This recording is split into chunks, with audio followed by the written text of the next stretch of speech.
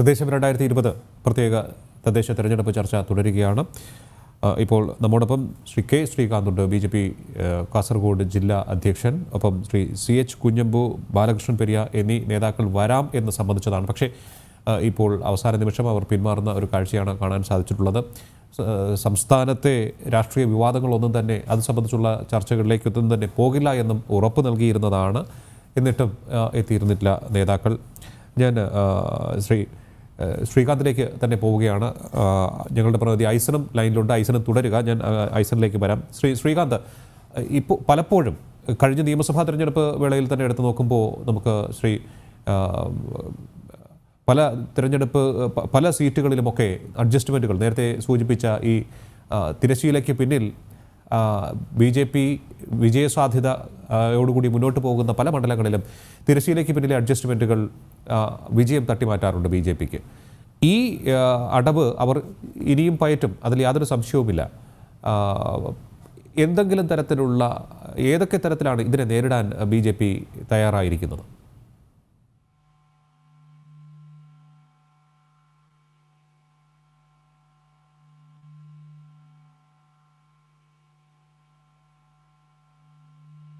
ഞാൻ അദ്ദേഹത്തിലേക്ക് മടങ്ങിയെത്താം. ചെറിയൊരു connectivity problem അവിടെ നേരിടുന്നുണ്ട്. അദ്ദേഹത്തിലേക്ക് വരാം.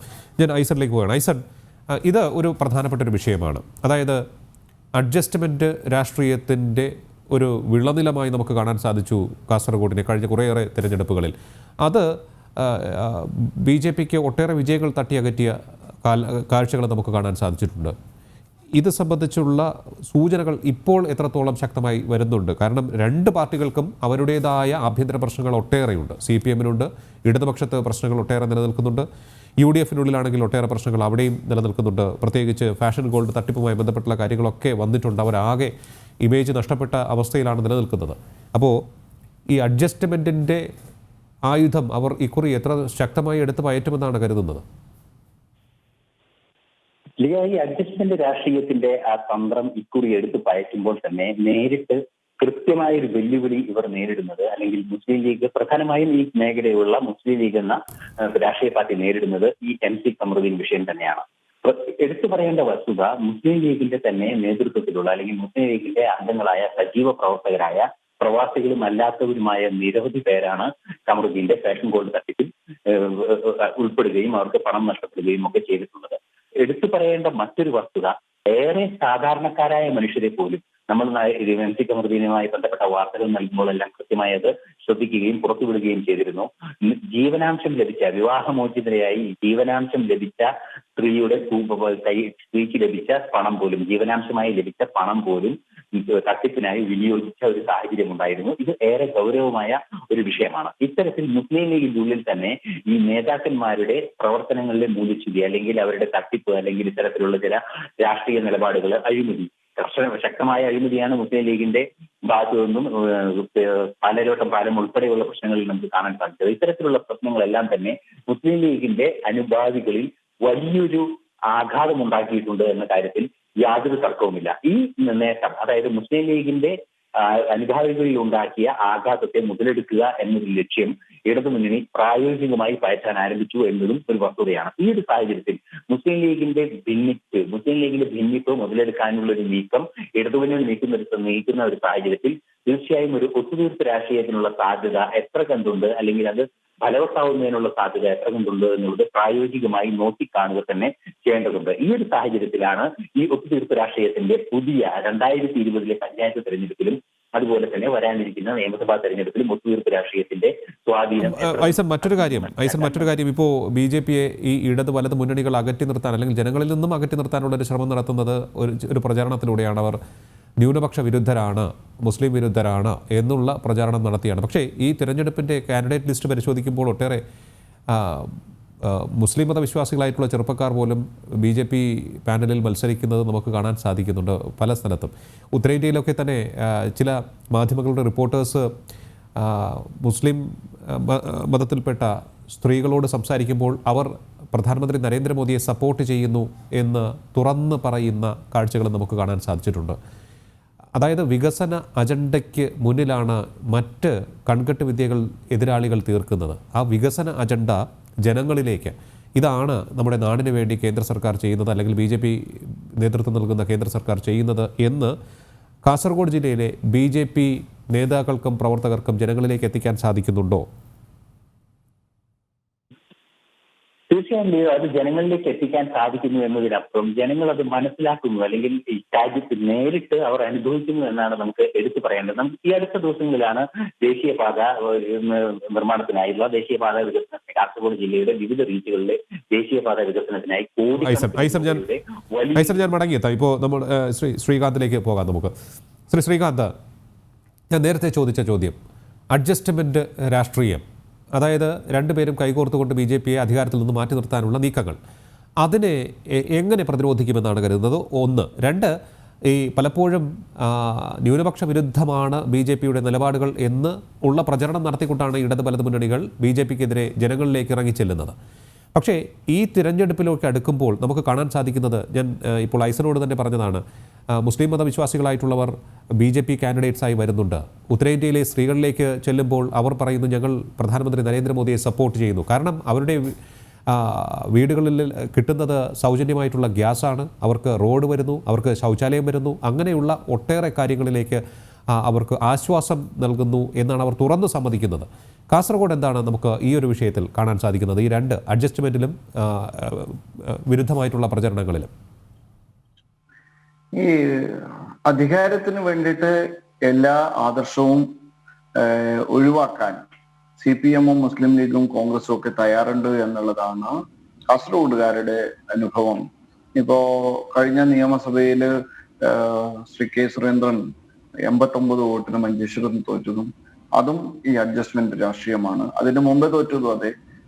ഏതാണ്ട് ഒരു 3 പതിറ്റാണ്ട് കാലമായിട്ട് BJPയെ ജനങ്ങളിൽ നിന്ന് അകറ്റാൻ വേണ്ടിയിട്ട്, അല്ലെങ്കിൽ BJP നിർണായകമായ ശക്തിയായിട്ട് വരുന്നതും അധികാര സ്ഥാനങ്ങളിൽ എത്തുന്നതും നിയമസഭയിലേക്ക് പ്രവേശിക്കുന്നതും തടയാൻ വേണ്ടിയിട്ട് വളരെ വ്യക്തമായിട്ടുള്ള ഒരു ആസൂത്രണത്തോട് കൂടിയിട്ട് ഒരു ഒത്തുതീർപ്പ് രാഷ്ട്രീയത്തിലൂടെ ശ്രമിച്ചുകൊണ്ടിരുന്നു എന്നുള്ളത് വാസ്തവമാണ്. ഇത്തവണ അത് ചെയ്യുന്നുണ്ട്. പലയിടത്തും അവര് വീക്ക് കാൻഡിഡേറ്റ്സിനെ നിർത്തുന്നുണ്ട്, ചിലയിടത്ത് കാൻഡിഡേറ്റ് നിർത്തുന്നില്ല, ചിലയിടത്ത് അവര് സ്വതന്ത്ര സ്ഥാനാർത്ഥി പൊതു സ്ഥാനാർത്ഥിയെ നിർത്താൻ വേണ്ടിയിട്ട് കാര്യങ്ങൾ നീക്കുന്നുണ്ട്. ഇതെല്ലാം ചെയ്യുമ്പോഴും ഒരു കാര്യം ഇത്തവണ ഞാൻ പറയാൻ ആഗ്രഹിക്കുകയാണ്, ഈ തവണ അത് വില പോകില്ല. കാരണം ഇതിനു മുമ്പേ കാസർഗോഡ് ജില്ലയിൽ തന്നെ ഒരു അനുഭവമുണ്ട്. 2010 വെള്ളൂർ ഗ്രാമപഞ്ചായത്തിൽ രണ്ടു കൂട്ടരും ഒരുമിച്ച് നിന്ന് പൊതു സ്ഥാനാർത്ഥിയെ നിർത്തിയതാണ്. പക്ഷേ 2010 BJPക്ക് അവിടെ 2 സീറ്റ് മാത്രമാണ് കിട്ടിയത്. പക്ഷേ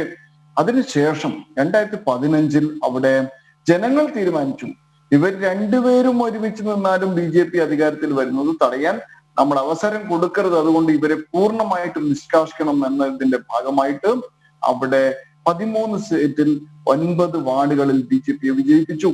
2 സീറ്റ് മാത്രമേ ഉണ്ടായിരുന്നുള്ളൂ. രണ്ടുപേർക്കും അവിടെ കോൺഗ്രസ് പൂർണ്ണമായിട്ടും നശിച്ചുപോയി വെള്ളൂർ പഞ്ചായത്തിൽ. അപ്പൊ അതൊരു അനുഭവമാണ്.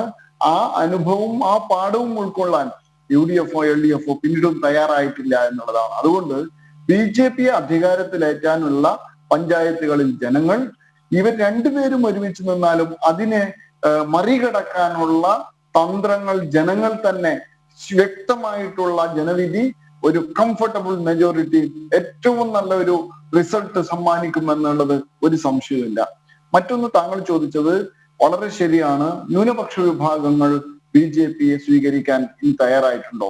ഉത്തരേന്ത്യയിലോ അല്ലെങ്കിൽ മറ്റിടങ്ങളെ പോലെ കാസർഗോഡ് ജില്ലയിൽ തയ്യാറായിട്ടുണ്ടോ എന്നുള്ളത് വളരെ പ്രസക്തമായിട്ടുള്ള ചോദ്യമാണ്. ആ ചോദ്യത്തിൽ ഇത്തവണ ന്യൂനപക്ഷ വിഭാഗത്തിൽപ്പെട്ട നല്ല രീതിയിൽ അവർക്ക് സ്വാധീനമുള്ളിടത്ത് BJPയുടെ വോട്ടിംഗ് പാറ്റേൺ നോക്കിക്കഴിഞ്ഞാൽ മനസ്സിലാക്കും. തെരഞ്ഞെടുപ്പ് കഴിഞ്ഞ് റിസൾട്ട് വരുമ്പോൾ അത് വളരെ വ്യക്തമാകും.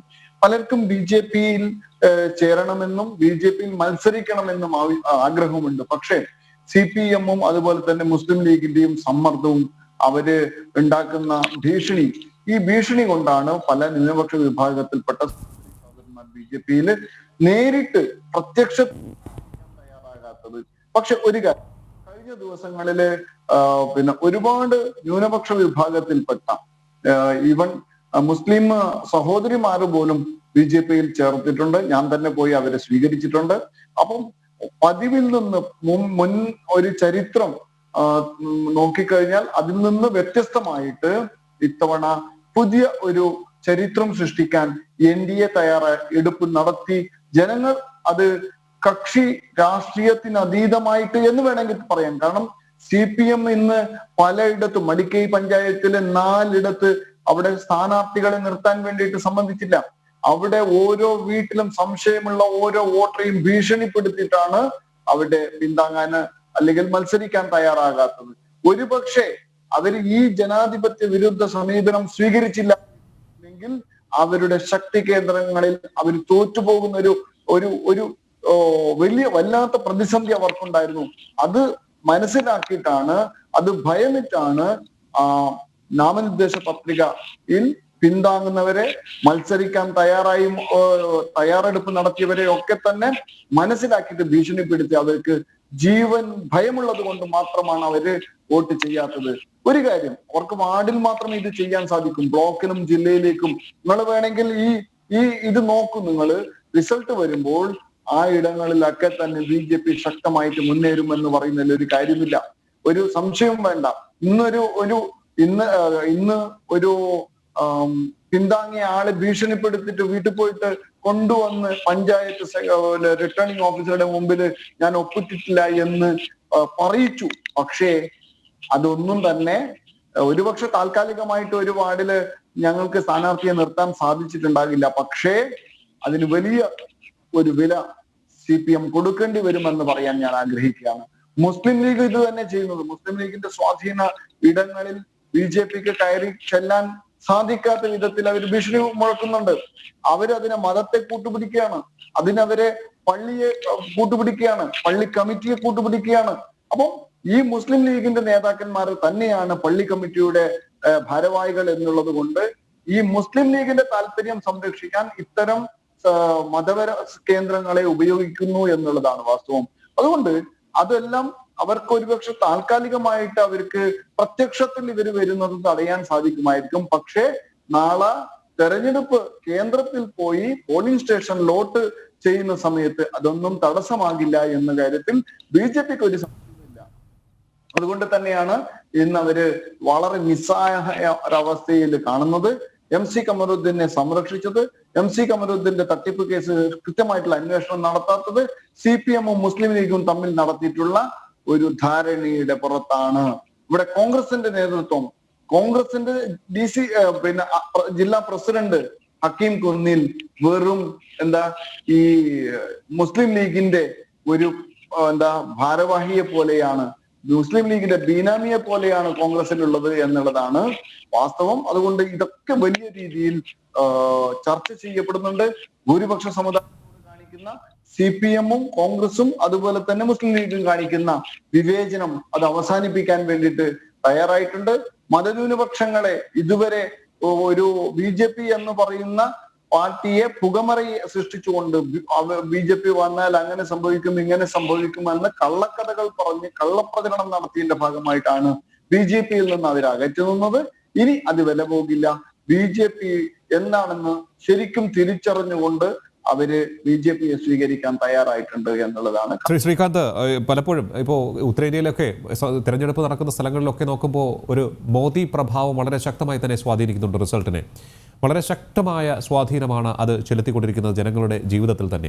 വികസന അജണ്ടയാണ് മുന്നോട്ട് വയ്ക്കുന്നത്, അത് ജനങ്ങൾ സ്വീകരിക്കുകയും ചെയ്യുന്നുണ്ട്. മോദി പ്രഭാവം കേരളത്തിൽ എത്രത്തോളം ഉണ്ട് എന്നാണ് അങ്ങ് മനസ്സിലാക്കുന്നത്? കാരണം ഈ തിരഞ്ഞെടുപ്പിലേക്ക് അടുക്കുമ്പോൾ വളരെ വലിയൊരു ഉത്സാഹമാണ് BJP ക്യാമ്പിൽ അത് നൽകിക്കൊണ്ടിരിക്കുന്നത്. കാസർഗോഡ് എങ്ങനെയാണ്? കാസർഗോഡ് BJP ക്യാമ്പിൽ തീർച്ചയായിട്ടും കേരളത്തിലും മോദി പ്രഭാവം, ഒരു മോദി എഫക്റ്റ്, ഒരു മോദി തരംഗം, ഒരു മോദി കൊടുങ്കാറ്റ് അത് ആഞ്ഞു വീശാൻ വേണ്ടി പോവുകയാണ്.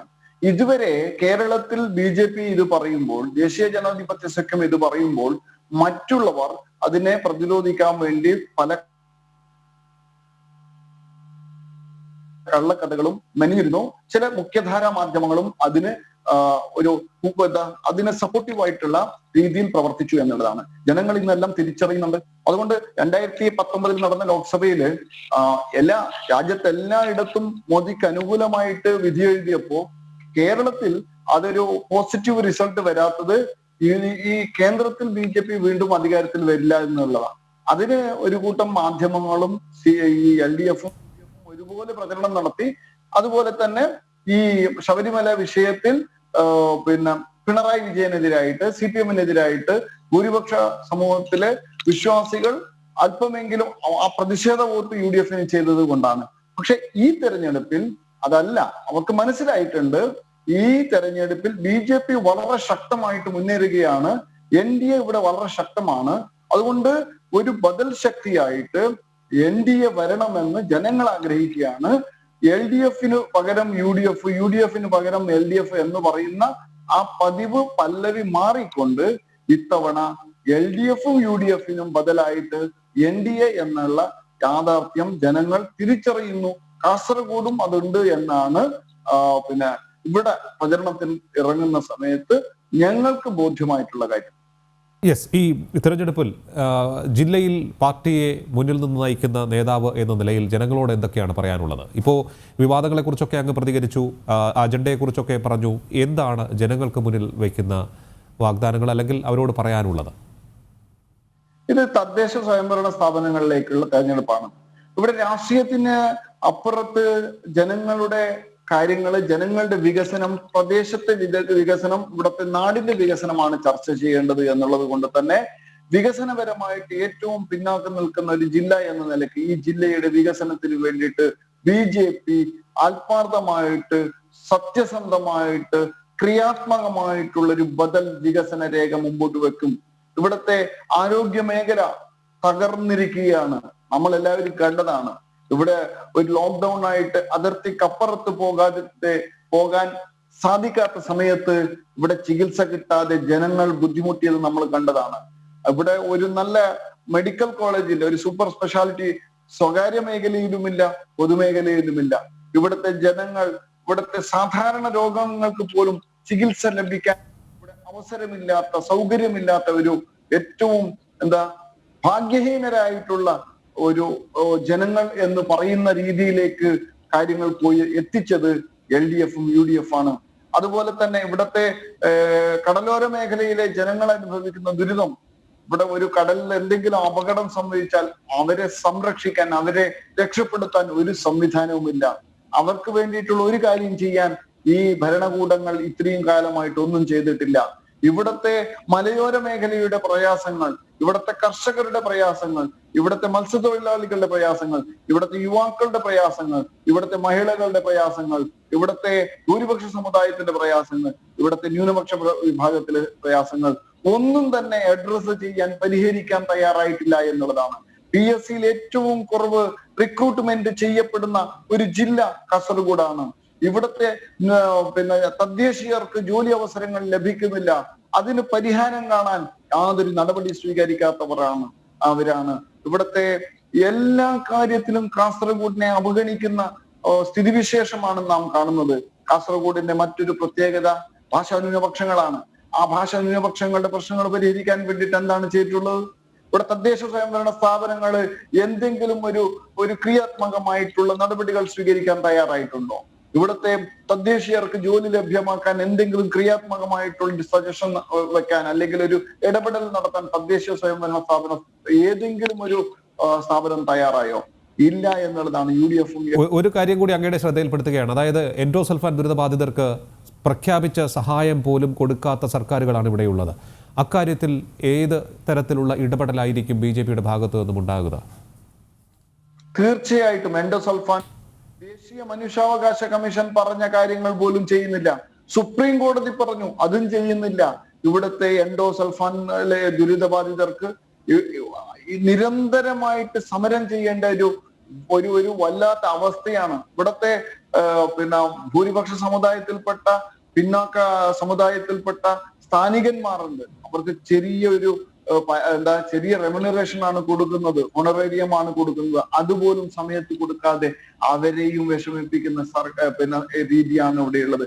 അങ്ങനെ നോക്കുമ്പോൾ ഇവിടെ ധാരാളം ജലസ്രോതസ്സുകളുണ്ട്. പക്ഷേ ജനുവരി ആകുമ്പോഴേക്ക് ഇവിടുത്തെ കുടിവെള്ള പ്രശ്നം തുടങ്ങും. കാസർഗോഡ് മുനിസിപ്പാലിറ്റിക്കകത്ത്, നഗരസഭയ്ക്കകത്ത്, നമ്മുടെ ജില്ലാ ഭരണസിദ്ധ സ്ഥിതി ചെയ്യുന്ന സ്ഥലത്ത് ഉപ്പുവെള്ളം കുടിക്കേണ്ടി വരുന്നു. നാളിത്രയായി, വർഷങ്ങൾ ഇത്രയായി, എന്നിട്ടും പരിഹാരമില്ല. അങ്ങനെ നോക്കുമ്പോൾ കുടിവെള്ളമില്ലാത്ത, ഇത്രയും ജലസ്രോതസ് ഉണ്ടായിട്ട് കുടിവെള്ളത്തിന് നെട്ടോട്ടം ഓടേണ്ട ദുരവസ്ഥയാണ് കാസർഗോഡുകാർക്ക്. തൊട്ടടുത്ത് അപ്പുറത്ത് അതിർത്തി അടച്ചു കഴിഞ്ഞാൽ ചികിത്സ കിട്ടാത്തൊരവസ്ഥയാണ് കാസർഗോഡുകാർക്ക്. അങ്ങനെ ഒരു വ്യവസായ കേന്ദ്രം ഇവിടെയുണ്ടോ? ഇവിടത്തെ കുട്ടികൾക്ക് പഠിക്കാൻ മതിയായ വിദ്യാഭ്യാസ സൗകര്യമുണ്ടോ? ഇവിടെ പ്രാഥമിക വിദ്യാഭ്യാസം കഴിഞ്ഞാൽ, ഇപ്പൊ SLC കഴിഞ്ഞാൽ ഹയർ സെക്കൻഡറിക്ക് വേണ്ടത്ര ഇവിടെ സീറ്റുകളില്ല. വലിയ കാര്യങ്ങളൊന്നും പറയുന്നില്ല. മെഡിക്കൽ കോളേജൊക്കെ അവിടെ ഇരിക്കട്ടെ, ഇവിടെ പഠിക്കുന്ന SLC പഠിച്ച് +1 പോകാൻ ഇവിടെ വേണ്ടത്ര സീറ്റുകളുണ്ടോ? സ്കൂളുകളുണ്ടോ? ഇല്ല. ഹയർ സെക്കൻഡറി സ്കൂളുകളുണ്ടോ? ഇല്ല. ഇവിടെ തൊട്ടപ്പുറത്ത് കർണാടകയിലേക്ക് മംഗലാപുരത്തും പുത്തൂരും ചുള്ളിയും ഈ അതിർത്തി പ്രദേശത്തെ ജനങ്ങൾ അങ്ങോട്ട് പോകുന്നത് കൊണ്ടാണ് അത്ര വലിയൊരു പ്രയാസമായിട്ട് ഇത് മാറാത്തത്, അല്ലെങ്കിൽ വലിയ ചർച്ച നടത്താത്തത്. ഒരുപക്ഷെ ഈ ജനങ്ങൾ അങ്ങോട്ട് പോകുന്നില്ലെങ്കിൽ ഇവിടുത്തെ അവസ്ഥ എന്താ? പകുതി ഈ അതിർത്തി പ്രദേശത്തെ വിദ്യാർത്ഥികളിൽ പകുതി പേർക്കും ഇവിടെ ഹയർ സെക്കൻഡറിക്കുള്ള വിദ്യാഭ്യാസത്തിന് പോകാനുള്ള ഒരു സൗകര്യം പോലും ഇല്ലാതെ അവരുടെ വിദ്യാഭ്യാസം പൂർണ്ണമായിട്ട് മുടങ്ങുന്ന ഒരു സാഹചര്യം ഉണ്ടാവും. ഇവിടുത്തെ ഹയർ സെക്കൻഡറിയുടെ കാര്യം അങ്ങനെയാണ്. ഇവിടെ എത്ര കോളേജാണ് കാസർഗോഡ് ജില്ലയില് ഉള്ളത്? ബിരുദവും ബിരുദാനന്തരവും എവിടെ പഠിക്കും ഇവരൊക്കെ? എവിടെ? വളരെ പ്രസക്തമായ ചോദ്യങ്ങളാണ് അങ്ങയുടെ ഭാഗത്ത് നിന്നും ഉണ്ടായിരിക്കുന്നത്. തീർച്ചയായിട്ടും ഈ കാര്യങ്ങളൊക്കെ കേൾക്കുമ്പോൾ ഒട്ടേറെ അപഗണന നേരിടുന്ന ഒരു ജില്ലയായി കാസർഗോഡ് നിലനിൽക്കുകയാണ് ഇപ്പോഴും എന്നുള്ളതാണ് മനസ്സിലാക്കാൻ കഴിയുന്നത്.